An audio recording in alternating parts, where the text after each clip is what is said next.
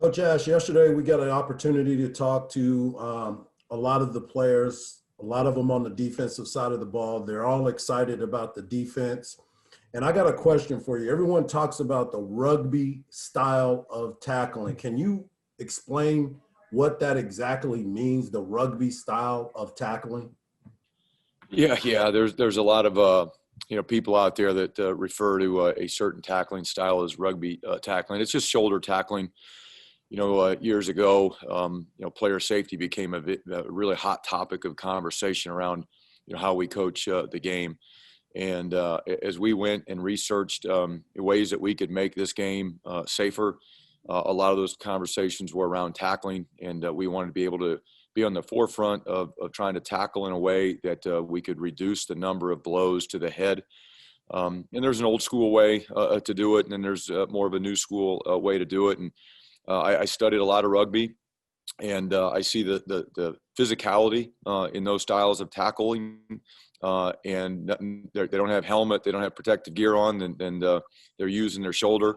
And really thought, this is something that we could use in football. Some people were using it before. It was something that we incorporated back in 2014. And I just think it's the safest way to tackle. And honestly, it's the most effective way. And it's the way players tackle most of the time anyway. So as I studied that and I looked at that, I'm like, why are we not teaching it this way? And we made a huge transition several years ago, and it's been good to us ever since. Kirk, go ahead. Speaking of that, Chris, who's the best one or two tacklers on the team that you see? And I was also wondering who's the most physical player you have on defense? Those are good questions. I honestly, I'd probably have to reserve those answers until we actually play Saturday night to tell you. We do a ton of tackling drills. We have done some live work here. Not enough to tell you like who is consistently going to be the best tackler. But I think we're in a pretty good spot with our overall team tackling. But again, we'll be able to make a better evaluation of that here Saturday night, and I'll be able to answer that question for you. In terms of the most physical guy, I think we have several guys that, are physical players, are tough. They've got contact speed and willing to run through guys on offense. I think there's a good number of them. And again, we've got to get that to translate into game day. And take what we've done on the practice field and make sure it shows up there. And then I'll have a better feel. Anwar, go ahead. Hey, Coach. My question to you is about the joker position. And I'm hoping that maybe you can explain that, a little bit more and in detail as far as the assignment of what that guy wants. It seems like it's more of being able to move freely about and make kind of instinctual decisions as opposed to assignment stuff. So can you just explain to me what that person you want them to do on the field, what those conversations look like when you come off the field and talk to them, and then that instructions that you're giving them? Yeah, we call it we have a jack position. It's what Joseph Osai is. Honestly, it's a hybrid defensive end. That's all it is. Instead of operating out of a 3-point stance, he's in a 2-point stance. Gives them some better vision, more flexibility to rush and drop on some things. But it's a defensive end position, and it's a hybrid defensive end position. We're going to do some things that a D end would do. We're going to do some things that a linebacker would do. And, it has to be kind of a special athlete skill set to be able to do all those things. And I think it's a perfect fit for a guy like Joseph Osai. Bob, you're up. Chris, Caden battled through some injuries last year, or in the last year at least, and I'm just curious what you've seen from him in the last 8 months and what impresses you about him as a player. I think the first thing that I've been impressed about him is his desire to be coached and to improve, and really is his hunger to be the best he can be. I mean, he's watched his film from last year. He knows he was injured, but he knows he didn't play to the level that he should, and to the standard of Texas football, and he wants to do that. And ever since I've gotten here, he's been all ears. He studies film as much as anybody on this football team. He works as hard as anyone on this football team. I think he's got a really good football IQ and understands what we're asking him to do. He's really the quarterback of our defense right now. But he's really hungry to improve. He wants to be the best, and he's willing to invest the time to get there too. Bob, go ahead. Dennis, go ahead. I'm sorry. Yeah, Coach, given the transition here to the 40, the shortened, if no off season, at least in the spring, is there a new anxiety or concern going into game day that you wouldn't have in previous seasons? Well, I think for me, being a first time coach here, there's still a lot of unknowns. So there's anxiety around that. Been with these guys a limited amount of time because of the lockout. Never have been here on a game day in this stadium with these players, watching them and coaching them to do what we want them to do. So there is some uncertainty, some anxiety, so whatever you want to call it about game day until we really get out there together, get a feel for each other out there, see how players are going to handle, how they're going to respond to good and bad things that happen, how they're going to be coachable and adjustable on game day. There's a lot of things that we have to work through that I am nervous about as we head into the first game. Brian, you're up. Hey, Chris, I was hoping you could talk, about Keandre and Taekwon in the middle. What exactly are you wanting from those guys or whoever's rotating in there, at the point of attack? Well, I really like the way that we're built defensively here, and I kind of refer it to baseball a lot. You want to be strong up the middle, just like you do in baseball. And we want to be strong up the middle, starting with our two inside guys, our Mike backer, and our safeties, and it starts right up front. And I think not only those two guys that you mentioned, but the other guys that are working in those positions, I think we have a chance to be pretty stout right up to the middle. We want guys that can hold the point, can stop the run, as well as be able to rush the passer. And I think we're going to have two, actually probably about 3 or 4 really big, strong, physical guys that can do all the things that we want right up there in the heart of our defense. So I've been pleased with them. I'm excited about them. I think they've got a chance to be a couple of the better, inside duos in the country, to be honest with you. Chip, go ahead. Chris, how critical is it, or I'll let you say it, in terms of getting pressure with 4, and are you expecting to be able to do that? Yeah, anytime you can get pressure with just rushing 4 guys and keep 7 in coverage, that would be the wish. You can't always do that, and sometimes you need to change it up to give those 4 rushers a better chance to get there when you do just rush 4. So it is important for us to improve the pass defense. We have to improve the pass rush, and we've got to get more production there. And again, just like the tackling and some of the other things that we're talking about with game 1, I've really liked what I've seen in practice. I think we have some pretty good potential to get after the quarterback. Now we have to see it on Saturday to make sure that what I'm seeing in practice is confirmed. But it's going to be very important to our success, our overall team defensive success. And so far, I like what I've seen. Marcus, you're up. So Chris Adamora is a guy that was mentioned yesterday as somebody who has had a good camp. What has he shown you so far, and how has he earned a spot as the starter at the spur position? Well, I think you go through the depth chart and you'll notice that one of the things that we've done is we've moved a lot of people around to try to get the right pieces in the right spot. I think that's really important for our defensive success, but just individual success for the players too, to make sure that we're putting them in positions where their skill set can be utilized and they have a chance to reach their full potential. And that's really what we did with Chris. We had a pretty loaded safety room when I got here. And we shuffled some people around to fit what we wanted to do defensively and what we were going to have to defend in our league.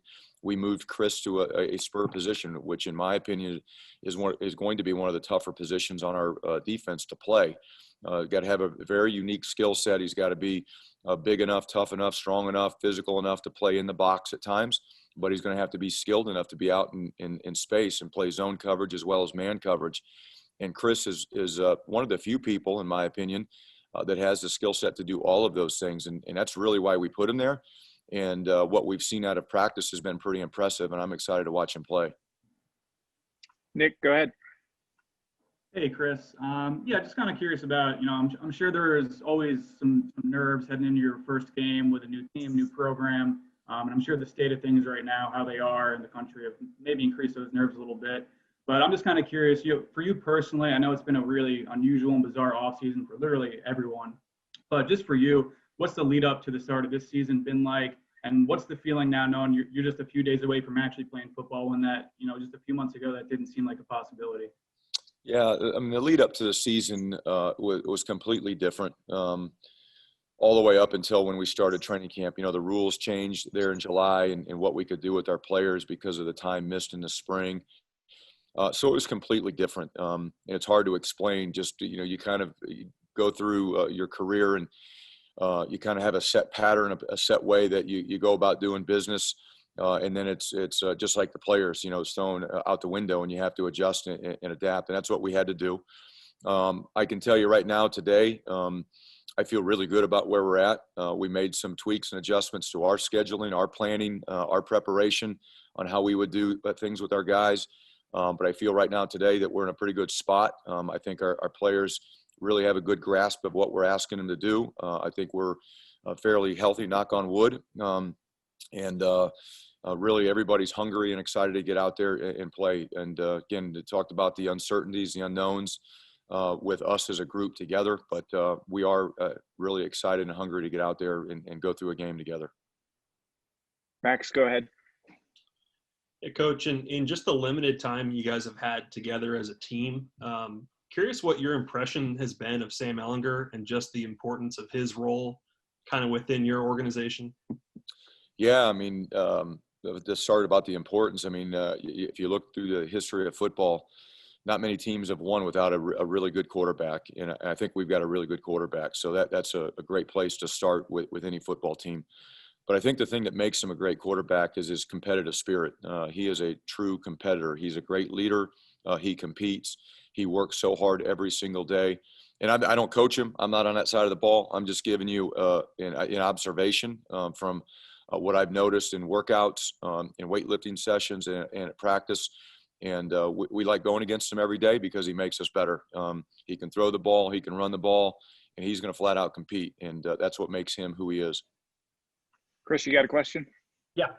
Chris, you obviously didn't get to get your hands on this defense too much in the offseason or before this training camp, but this was the defense that has struggled lately. Obviously, you're here for a reason because of the struggles on that side of the ball. Have you noticed any lingering effects with this defense? Are they a little gun shy? Are they a little traumatized by points, yards, the struggles that they had last season? Or are you feeling like it's kind of a fresh start with them and they're excited to kind of just get after it with you? Well, I think, we really haven't been tested yet. So I think the true evaluation will come on game day and how we respond and react to something that happens out on the field that was negative. Confidence is fragile. I think we've got a lot of confidence right now, but I want to see how strong that confidence is when we get hit in the mouth and something bad happens. And until that happens, I couldn't tell you. I don't know what happened in the past, and honestly, it's none of my business. We're just looking forward, and I think right now we have a very confident and hungry group. They know, how they played last year was unacceptable, and they're not passing blame on anybody. They're taking ownership in what's happened, and they want to make it right, and they're excited to do that. And the true test is going to be Saturday night. What happens when things are smooth, things are going well. It's easy to stay confident, upbeat, and together. But what happens when we give up our first touchdown? We give up an explosive play. How are we going to respond? How are we going to stick together? Because that's going to be a big part of our success. Danny, you're up. So you've talked a little bit about getting adjusted to the players and kind of figuring them out as you go. But how in sync are you as a defensive coaching staff? And is that something you go into a season feeling confident about, or do you need a couple games to figure out how everybody works, and especially the guys you haven't worked with yet?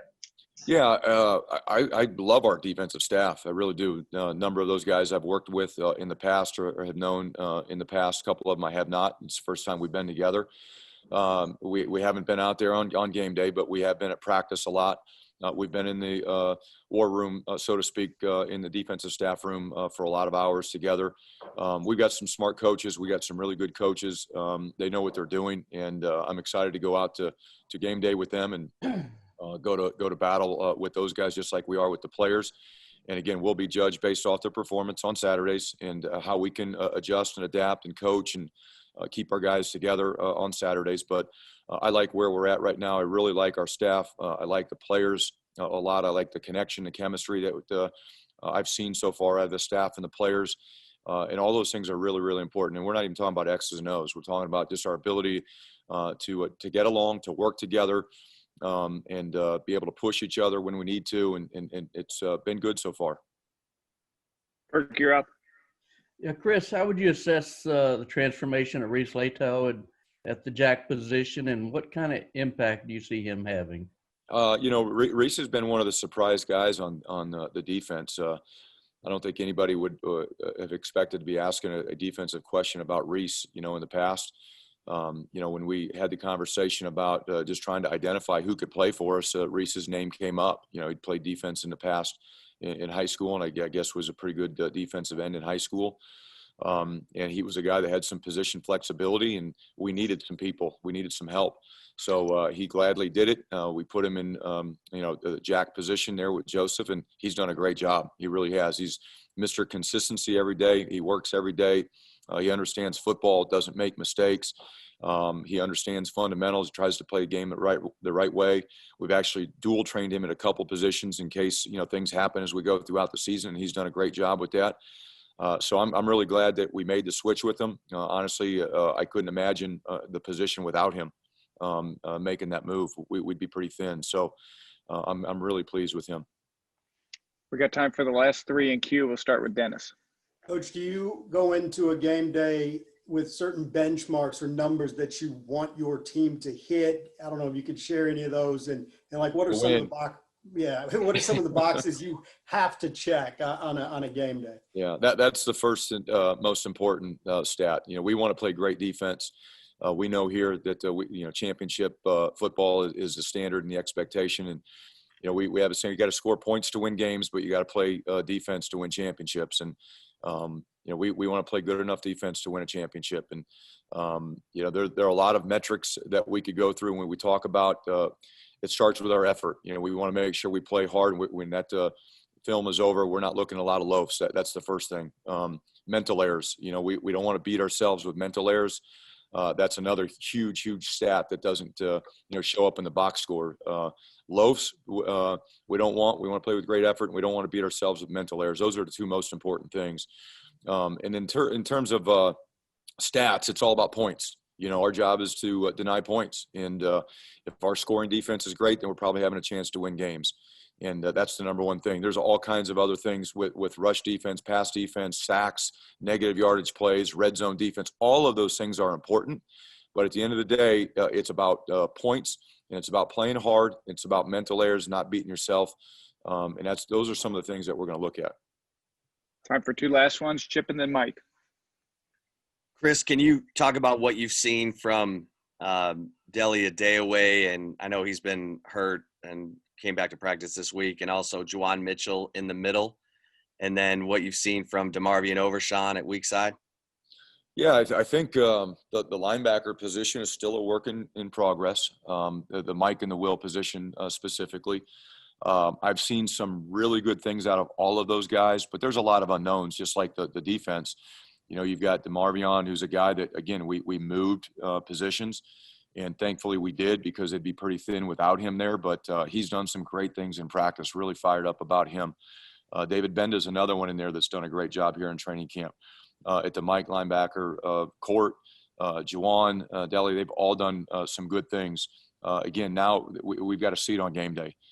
Things happen faster on game day. There's things that come up that we haven't practiced on game day. Can they adjust and adapt and manage it so close to the line of scrimmage there at linebacker? But one of the areas that it's going to be really important to our success is getting good linebacker play, both in the run game and in the pass game. And, again, it's not a finished product by any means, but I think we've got some tools to work with there. And when you put in our spur position with Adamora and Cook and those guys that have been there, I really like those three positions right now. Last one. Go ahead, Mike. Coach, there's been a lot of competition in the back end in that secondary. You are a former safeties coach and still coach the defense. We talked to Chris Brown yesterday, and he is full of energy and ready to go. They call him the OG, as he likes to say. I call him Little CB. That's what I like to say. But what can you tell us about the competition that was there during this training camp and how close it really was with all these great athletes back there? Well, and when I first got here, there was a lot of competition. There are a lot of guys that have played in games, a lot of guys with some talent, really high skill set that you can play winning football with. Obviously, we moved guys around out of the position, and that took some of the competition away. But there's still a lot of it in the secondary, both at the corner position and at the safety position. And that's what we want. I mean, any coach wants competition. It makes everybody better. Guys have to show up every single day and fight and scratch and claw to keep their spot and get their reps. And that's exactly what these guys have done. Again, I'll be able to evaluate and judge where we're at after a game on Saturday, but I've seen a ton of improvement from these guys, and it's because of the competition in that room, in the overall secondary, not just the safeties. And a lot of guys can play. A lot of guys have played. I trust a lot of guys to go out there and play winning reps on Saturday. So we'll see how it goes in the future. But the competition has been everything. Chris Brown has embraced it.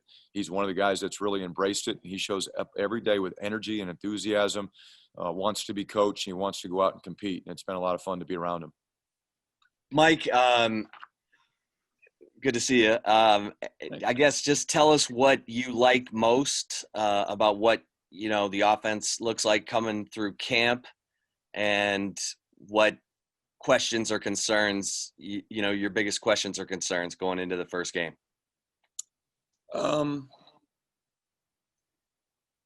I guess the thing that is pleasing is our attitude, and our effort and practice has been really good. And the guys really enjoy playing the game. They have a passion to play the sport, and they play it the right way. So our attention and our enthusiasm has been at a really good level, and it's been fun to be around these guys. You got some guys, you got a good mix. You got some young guys, you got some old guys, you got some really good leadership going on, players coaching players, which is really good to see. Obviously, the leadership that Sam brings is exceptional. So to have that is just is a luxury as a coach. So a little spoiled in that regard, but something that's awesome to have. Things, first game jitters, just being able to make sure that we get the signals, the basics of this offense, get the signals, get lined up, be assignment sound, take care of the football. Make sure we're hatting up the people we need to hat from an identification standpoint. The base fundamentals, being able to play with some tempo, making sure we get substitutions called out, the little things, the things that you may overlook at times, but become really critical once the lights come on, and so it'll be a unique opportunity to see how we respond in this environment when it's, whatever you want to call it, a virtual game or whatever, with no fans in the stands or minimal fans. So, just all the everything's new in 2020, there's a lot of new. So it's kind of one day at a time. And what we say is want to know mentality here. Right. And that's this practice coming up Wednesday. And then let's just attack this practice, have a really good practice, focus on this rep. And that's how we have to approach this game as well. And just that mindset will get us to where we need to be. Brian, go ahead. Yeah, Mike, there's been a lot of talk about receiver, how do you replace Colin and Devin and whatnot. And just wanted to hear from you now that you've seen your guys for a while now. Do you think there is a 1,000-yard receiver in this group? And specifically, what have you liked out of Jake and Jordan? Well, I'll take the latter first. Jake and Jordan are very competitive guys, and they both change direction extremely well. So that inside receiver position suits them very well for all of the things that we'll ask them to do. They understand the game. They can do different types of things. They're multiple. I think those two guys are well suited for this offense, whether it be an RPO game or intermediate pass game, but also the speed to go vertical as well. So those guys, you know, are more than capable, and they're a fun group to coach. But as a whole, you know, I don't make predictions on, especially statistics of who's going to do what. We're going to be a receiver core by committee, and we're going to see with competition who steps up, and production will be rewarded. You know, this is a meritocracy, as Coach likes to call it. And so we're going to see who can play. We're going to play a lot of them, and production will be rewarded. Bob, go ahead. Hey, Mike, the guys were buzzing yesterday about the tempo of this offense. The defensive guys didn't love it. They said it was pretty hard on them. But when you started this process with Sam, how much did you want to keep him in a similar type environment, calls, offense, those type of things, versus how much you felt like you wanted to bring in that would change offensively? And then just on top of that, would you have changed more if it was a first-year quarterback versus you know, a guy that has been here and kind of knew what he was doing going in? You know, it's been touch and feel with Sam. You have to be very careful. He's had a lot of success, and you don't want to rest, you know. And so anytime that he's been uncomfortable, I've been very cautious to go down that road. And you get a good sense in meetings of what that looks like and what that feels like. And there's a lot of conversations, you know, with Sam. There's a lot of two-way communication going on. And if he likes the concept, if he feels good with the concept, you know, I'll get a good feel for that, and we'll talk and we'll communicate. And that's important for us to continue that communication. At the same time, there's some sound concepts that we'll get to that have already existed within this offense that I would incorporate in our offense regardless of circumstance. So there's a lot of carryover between what I was in and what had existed here from a pass game standpoint. And there have been some additions and some subtractions. But, you know, I think it's been a good process. And would I change things if it was a younger quarterback? I'd probably, with a younger, inexperienced guy, you always have to be more careful that, you know, less is more with a younger fella that doesn't have as much experience, because there's a lot of, you know, the learning curve is different. If a guy has X amount of reps in him, he's going to pick it up faster. I mean, that's just the way it is. So Sam's been a quick study.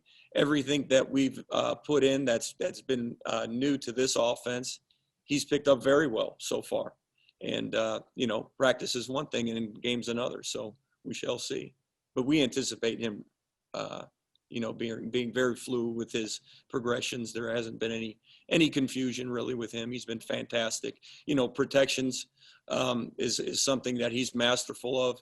Being able to diagnose a defense and being able to get us into a right play is something he's done his whole career, and we'll continue to do that and utilize him in that strength.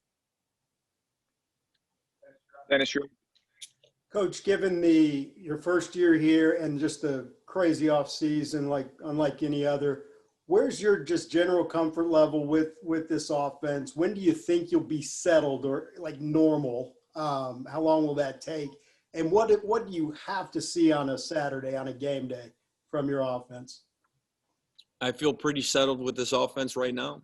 Very comfortable with it. And then what was the second part of that question? I'm not sure I understood. Just the absolute minimum you have to see from your offense on game day, because I don't know if you have a longer leash given the off season, or do you expect to come out, you know, full guns blazing? I think you always want to see maximum production, and every time you touch the field, you want to execute very well. And if you're not executing very well, you know, we're perfectionists, and we're chasing that perfect game. You know, we're chasing that perfect game where there's no turnovers and there's no punts, you know, and we get in the end zone every time we touch the ball. Now, is that a realistic expectation? No, but we're always chasing that perfection. We're always chasing excellence.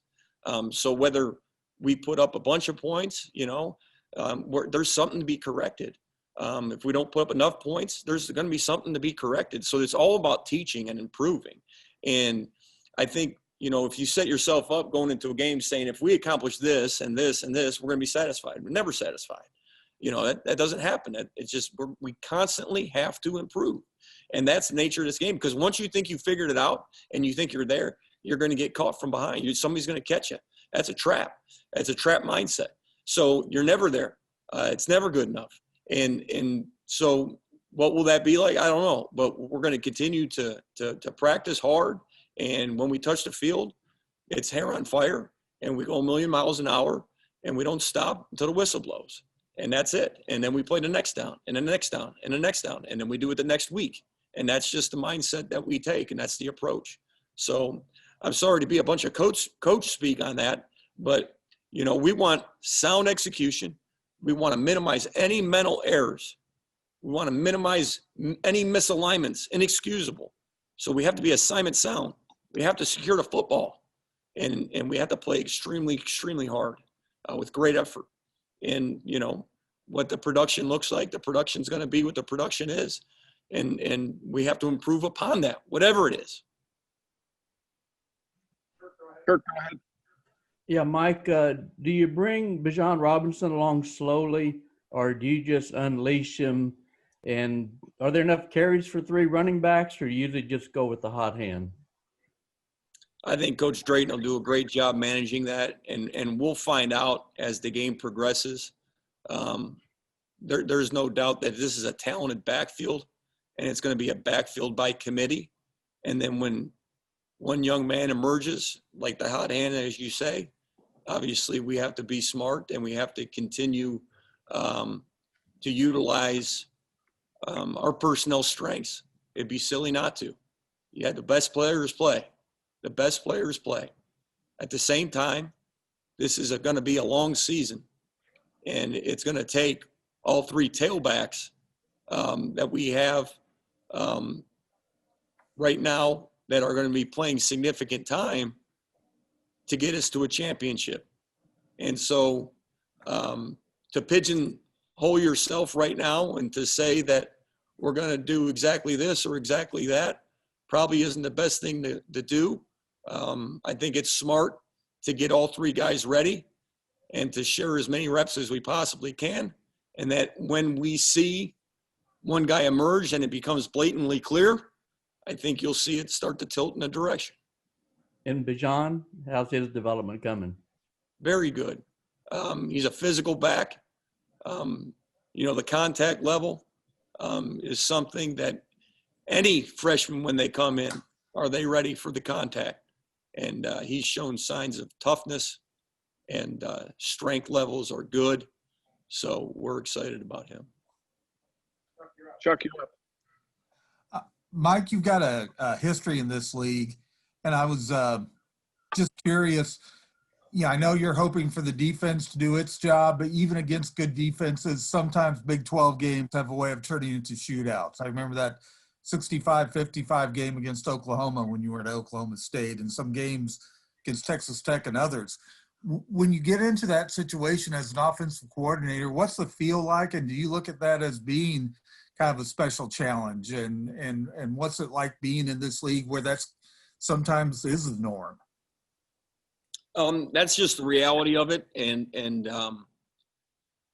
there's things you can control, and there's things that you don't have any control over. And in this conference, you're right, the offenses do score a lot, so you have to be ready to if we happen to lose a game 55-54, we should have scored 56. I mean, that's just the way it is. That's the mindset you got to take. And, we got to do our part. So that means you have to score more than the opposition, period. And whatever that takes, game plan wise, you got to have enough bullets in the gun in order to get that done. At the same time, you can't overload your players. They got to be playing fast, man. And if you do too much, if you put too much on their plate, they're going to play slow and they're going to be hesitant. And that's something that you cannot do. So, that's the reality of this conference. It's been that way for a while, but we anticipate our defense playing extremely well, very good on special teams as well. And this is a team game. So we have to do our part, and that's what concerns me. We got to do our part. Anwar, you're up. Coach, I got two questions for you. The first one revolves around personnel decisions. Do you decide, Coach, who you want in on certain plays, or do you have your assistants tell you these are the guys that you want in on certain plays? We talk about that as a staff. You know, that's something. I never come in and pound the table and just say, hey, this is this and this is that. I mean, there's a time to make those hard decisions, and I'll give my strong opinions. And obviously, Coach Herman's involved in those discussions as well. Ultimately, he'll have the final say. But I think as a staff, I think you have an understanding of the strengths and the weaknesses of each of our personnel groupings and each individual. So you try to have those discussions as you get closer to game week or game day. And you try to formulate a consensus. And it's very important that you listen to the position coach because they know the player as good as anybody. So it's discussions, and it's all about communicating. And I'll always give my opinions, and some more strong than others when I feel emphasis. But you do want input, and you want everybody on board. The second one is, Coach, because you don't have to worry about redshirting this year, do you try and make it a goal, or at least have a goal in your mind if you want to play as many guys as possible, especially some of the young players? Yeah, I think that's the benefit of this particular year is you can afford to do that. So yes, of course, the more experience, the better. You're trying to develop as well as making sure that we're doing the best, what's in our best interest as a team to win the football game. Obviously, we've got to have the game secured before we start worrying about and trying to, develop younger guys and use that opportunity as a chance to improve them from just a developmental standpoint. So you got to have priorities there. Joe, go ahead. Coach, it's the game notes said that you'll be coaching and coordinating calling plays from the press box this year. What's the advantage of calling plays from up there? And is that what you've always done in your career when you're calling plays? I've been up and down. I'll tell you, there's advantages and disadvantages to both. When you're upstairs, obviously the viewpoint, right? You can see a little bit better rotation, safeties, coverage. You can see the whole field. Most times you can see all 11 defenders and what the structure of the defense is. It allows you to be a little bit more cerebral. You're not as caught up in the emotion and the physicality and the intensity, so you can kind of be a little bit more cognitive or cerebral, as I say. When you're on the field, you get to talk to the quarterback eyeball to eyeball. You get to see the emotion. You get to feel that emotion. And sometimes when you're a play caller that goes by intuition, it can help feed off that. You can feel the flow, and the players can feel your energy, and that goes back and forth. And on, in between series, you can gather the whole offense and communicate directly to them. So that's a great benefit to have that as well. So, back and forth, and the thing that has to happen when you're considering whether to be upstairs or downstairs, you have to understand your staff and what their role will be. So with Coach Herman on the sideline, who's called it, who knows the personnel extremely well, if there needs to be an adjustment, he obviously can communicate that to the offense. Andre Coleman, Stan Drayton, both those guys will be down. Herb Hand will be down. So there's trust in those guys that they'll be able to communicate and adjust and to rally their troops whenever that need be.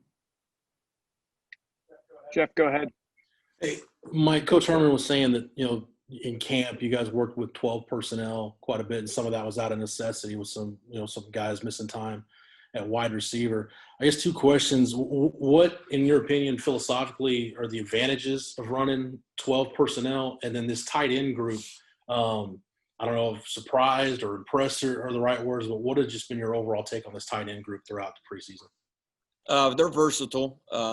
They all love ball, and their IQ I would say, above average, and I don't want to, that might be an understatement. I mean, those guys are pretty smart. They understand football. Cade Brewer is extremely intelligent. He understands the game inside and out. So there's a lot of things you can do with that young man. He's a quick study. Doesn't take many reps to really get it. But they're versatile. Jared Wiley's more of a hand in the ground point guy, and Malcolm Epps is more of a flex guy, and Braden Liebach's a little bit in between of those guys right now. But we have 4 guys that can play. And so what goes into the thought process of playing tight ends? Well, what are you trying to do schematically, I guess? You have to have an identity, and you can't just, have a mixed bag of offense. You don't want to do that. You don't want to just all of a sudden morph into something that you're not. And when 12's in the game, you're running these amount of plays, and when 11's in the game, you're a totally different offense. I don't think you want to go like that, because if you get an injury and you get hand tied a little bit, you don't want to have to change your offense. So you got to be effective. You got to be moving the football. You got to be dynamic. So you still got to find space. We still got to find space and angles for our players to make plays. We still have to get the ball to the fast guys that can make people miss. We still got to be able to stretch the field vertically. So what particular things are you trying to accomplish with 12 personnel? Sometimes you want to muscle up a formation to create an extra gap. Sometimes you're trying to create an extra double team if you're in a gap scheme. So, it's a very broad question that you ask. The biggest thing that we keep in mind, and I've said this, I don't know if I've said it to you guys, but it's about players, it's about formations, and it's about plays. We've got to get our best players out there. And then we got to line them up to where we get them in matchups that are advantageous, the most advantageous that we possibly can based on our opponent's skill set, right? And then lastly, it's the play that we run, whether it's a corner, whether it's a post, whether it's a dig, whether it's inside zone, power, outside zone, whatever. It's about players, and it's about how you line them up, formations, and it's about plays. Got time for a couple last ones. Chris, you're up. Mike, because the season is going to be kind of segmented because of the extra buys that are built in, 1 game, a bye week, 3 games, a bye week, all of that, does that make it a little more difficult as a play caller, especially with a team you're not as familiar with, this being your first season, in terms of getting into a rhythm and a feel for what this team can do? Or is that kind of a game-by-game situation where it doesn't matter how much time has been off in between? It's never mattered in the past, with a bye week and rhythm and that sort of thing. And with as much camp as we've had, and as many times as we had the opportunity to just call it in practice, where we're just going off our call sheets and we're not scripting, we're just, practicing our calls. There's rhythm in that, and you get timing in that, and your players feed off you, and vice versa. So I don't foresee any problems with having bye weeks and having segmented seasons. In fact, I think it'll help. It'll help because we'll practice and we'll have scrimmages, and not necessarily full go scrimmages, but enough chance to call it against the defense in practice to where you'll be fine. Marcus, go ahead. Yeah, so you had some guys move positions this offseason with, Malcolm going to tight end and Whittington going to the slot. Was that made more difficult by the nature of the offseason that you guys had, or were there any difficulties, or was that a normal smooth transition for the guys that moved positions? Yeah, I just think it was a more natural transition for those guys, having Whittington go inside and play the slot caters to his skill set, and the same thing for Malcolm. I mean, you line him up at tight end, and then, he's 6'6", and he's a body that can move in space, and then you get him matched up against a backer or a safety, and a lot of times that's just a mismatch. So you're just trying to cater to the natural development of those guys and their skill set. Last two, Jeff, and then Bob. All right, Coach, I'm sure that you had opinions or ideas of who Sam was as a player and maybe even as a person before you took this job. But what have you learned about him in the past few months that you didn't know before you met him and got to work with him face to face? Well, what you don't know is what his what the players around him think, what his teammates think of him, and then just being able to observe and watch. And when Sam speaks, they listen. He's got a strong voice, and when he speaks, it's very important to his teammates, and that's something that you don't know from the outside looking in. You don't know how that interaction is, and it's very professional. He's well beyond his years as far as that goes. So that's the one thing that I learned about him, and his toughness, learning about his history and what he went through even in his senior year in high school, how he overcame injuries. And I didn't know his injuries in his past. And he's got a very high pain tolerance. So those are two things that really stood out with him. Last one. Go ahead, Bob. Mike, where is Brennan Eagles' confidence level as he heads into this season? And where do you want to see him improve to become, a much better player than he is right now? It's growing. His level of confidence is growing. And that's something that we've got to get Brennan playing as fast as he possibly can, however fast he is, whatever he runs in the 40. If he runs a 4.4, we got to make sure that he's running a 4.4 when we snap the ball, right? And so mental processing, making sure that he's, quickly reacting and not hesitant. So just trying to make sure that he knows where he's going when he lines up and how to adjust based on coverage. And so repetition after repetition after repetition. And that's the name of the game right there. But that is key.